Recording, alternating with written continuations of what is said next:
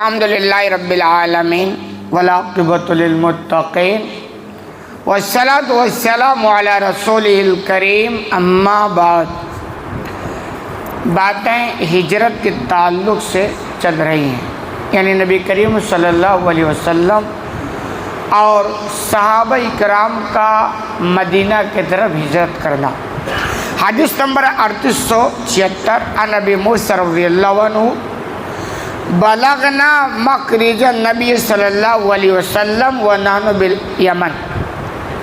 ابو موسیٰ رضی اللہ عنہ بیان کرتے ہیں کہ جب نبی کریم صلی اللہ علیہ وسلم کی ہجرت کی خبر ہم تک پہنچی تو ہم یمن میں تھے، ملک یمن، کہہ رہے ہم وہاں موجود تھے، اور وہاں ہم کو یہ خبر لگی کہ نبی کریم صلی اللہ علیہ وسلم مکہ سے ہجرت کر کے مدینہ چلے گئے، اور یہی سب کو انتظار تھا کہ بس اللہ کا اشارہ ملے، اللہ کا حکم ہو اور ہم مکہ چھوڑ کر مدینہ چلے جائیں۔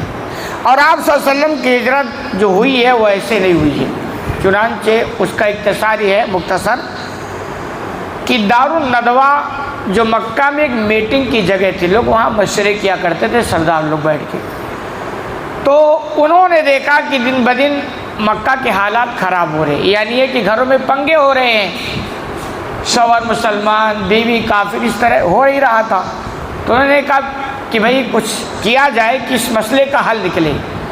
تو وہاں لوگ اکٹھا ہوئے دارالندوہ میں، اور وہاں شیطان مردود ابلیس بھی بہت شریف جبے کبے میں آیا تھا۔ چنانچہ جب وہاں مشورہ ہونے لگا تو کسی نے کہا کہ بھئی ان کو شہر سے بے دخل کر دو، تو ابلیس کہتا نہیں، یہ جہاں جائیں گے اپنی فوج بنا لیں گے، ان کے اندر وہ خوبی ہے، یہ چیز صحیح نہیں ہے۔ کوئی مشورہ دیتا کہ بھئی ان کو کہیں بند کر دو، باہر نکلنے نہ دو، تو ابلیس مردود کہتا ہے کہ ان کے جو فدائی ہیں نا، جانثار، جان قربان کر کے وہاں سے چھوڑا دیں گے، یہ بات میں دم نہیں ہے۔ کئی مشورے آئے، آخر میں ابو جہل اٹھا جو اس وقت جوان آدمی تھا، اس نے کہا کچھ نہیں، ہر قبیلے سے ایک ایک آدمی لو، اچانک ان پر رات میں حملہ کر دو اور کام تمام کر دو، اس طرح ان کے خون کی ذمہ داری ساری قبیلوں میں بڑھ جائے گی، تو ان کا قبیلہ کس کس سے بدلہ لے گا۔ جب یہ بات ابو جہل نے کہی تو اس وقت شیطان مردود نے کہا القول ما قال الفتى، اس جوان کی بات بالکل ٹھیک ہے، اور یہی مشورہ طے ہوا۔ رات کو آ کر کے نبی کریم صلی اللہ علیہ وسلم کے گیٹ کے دروازے پر، یعنی سامنے گھیرا ڈال کے بیٹھ گئے کہ آج یہ نکلے اور اچانک حملہ کر کے کام تمام کر دیا جائے، اور ادھر اللہ رب العالمین نے حکم دے دیا تھا، چنانچہ آپ نکلے، خبر بھی نہیں، وہ بیٹھے کے بیٹھے رہ گئے، اور اس طرح بہرحال وہاں چھپے کیسے بھی کر کے آپ مدینہ پہنچ گئے۔ اللہ پہنچانا تھا تو پہنچائے گا، مگر یہ کہ چونکہ دنیا میں قربانیاں ہوتی ہیں، حالات خراب ہوتے ہیں، مشکلات کا سامنا کرنا پڑتا ہے، دنیا یہ ہے، کوئی بھی ہو، کتنا بھی اچھا ہو، دنیا کے مشکلات اور دنیا کی آزمائشوں سے بچ نہیں سکتا ہے۔ چنانچہ جب آپ مدینہ پہنچے تو یہ ابو موسیٰ کہتے ہیں کہ اس وقت ہم یمن میں تھے، اور یہ خبر ہم کو پہنچ گئی کہ نبی کریم صلی اللہ علیہ وسلم مدینہ پہنچ گئے ہیں، تو ظاہر سی بات صحابی ہیں، تڑپ پیدا ہوئی کہ اب ہم بھی مدینہ چلیں۔ کہہ رہے پھر کیا ہوا، فرقبنا سفینہ، چنانچہ ہم ایک کشتی پر سوار ہوئی، سمندری کشتی پر، فالقتنا سفینتنا الی النجاشی بالحبشہ، کہہ رہے ہم مدینہ جانے کے لیے کشتی پر سوار ہوئے، اور اتفاق دیکھیے کہ وہ کشتی ہم کو لے جا کر حبشہ میں نجاشی کے پاس چھوڑ دی۔ بھائی یہ تو بڑا عجیب ہو گیا نا، آپ جے پور جا رہے تھے، جودھپور پہنچ جائے، کتنا خطرناک ہوگا۔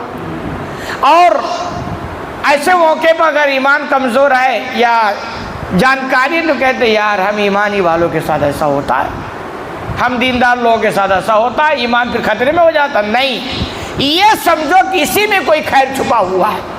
چنانچہ اچھا یہ بھی آپ سمجھے ایسا ہوتا کیوں تھا، پہلے زمانے میں جو کشتیاں چلتی نا وہ بادبانی کشتیاں، یعنی ہواؤں کے سہارے چلتی تھی، ہوا چلتی تو کشتی چلتی، اور ہوا رک جاتی تو کشتی رک جاتی، اور کبھی کبھی جانا کسی اور طرف ہوتا، ہوائیں کسی اور طرف چلتی تو جانا کہیں اور پہنچ جاتے، بڑے مطلب مشکلات کا وہ سفر ہوا کرتا تھا۔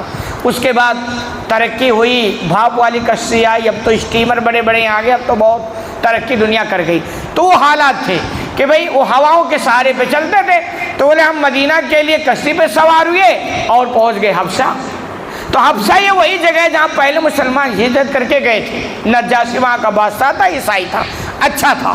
کہہ رہے وہاں پہنچے، فوافقنا جعفر بن ابی طالب، کہہ رہے جب ہم حبشہ پہنچے تو جعفر بن ابی طالب سے ہماری ملاقات ہوئی۔ جعفر بن ابی طالب یہ علی رضی اللہ عنہ کے بھائی ہیں، یہ ہجرت کر کے وہاں حبشہ پہنچ چکے تھے۔ تو یہ کہہ رہے ہم بھی وہاں پہنچے اور جعفر سے ملاقات ہو گئی۔ فاقمنا ماہو، تو ہم ان کے ساتھ ٹھہرے رہے کہ بھئی یہاں بھی مسلمان ہیں، ہم ان کے ساتھ رہتے ہیں۔ حتیٰ قدمنا، یہاں تک کہ پھر ہم نے مدینے کے لیے ارادہ کیا، یعنی مدینے کے سفر کے لیے نکلے۔ فوافقنا النبی صلی اللہ علیہ وسلم حین افتتح خیبر، کہہ رہے جب ہم نبی کریم صلی اللہ علیہ وسلم سے ملاقات کی، یعنی مدینہ پہنچے، جب ہماری ملاقات نبی سے ہوئی تو خیبر فتح ہو چکا تھا۔ خیبر یہودیوں کا تھا اور جنگ ہوئی اور اللہ نے حالات ایسے بنائے، کوئی زیادہ دقت پیش نہیں آئی اور خیبر فتح ہو گیا۔ تو موسیٰ کہتے ہیں کہ ہم یمن سے حبشہ اور حبشہ سے اس وقت مدینہ میں نبی کے پاس پہنچے جب خیبر فتح ہو چکا تھا۔ چنانچہ ملاقات ہوئی۔ فقال نبی صلی اللہ علیہ وسلم، تو آپ صلی اللہ علیہ وسلم نے کہا، یعنی ہم کو مخاطب کر کے، لکم انتم یا اہل السفینۃ ہجرتان، کہ اے کشتی والو تمہارے حصے میں 2 ہجرت آیا ہے، 2 ہجرت کا ثواب مل گیا۔ اب خیر تو چھپا تھا نا، جا رہے تھے مدینہ پہنچ گئے حبشہ، تو ایک ہجرت حبشہ کی طرف ہو گئی، پھر دوسری ہجرت حبشہ سے مدینہ کی طرف ہو گئی، تو گویا ان کو 2 ہجرت کرنے کا شرف حاصل ہوا اور ہجرت کا بہت بڑا ثواب ہے۔ تو یہ ان کی فضیلت ہے۔ تو حالات ایسے بنتے ہیں، اور دیکھیں خاص طور پر اہل ایمان والوں کے لیے تو دنیا میں مسائل ہوتے ہی رہتے ہیں۔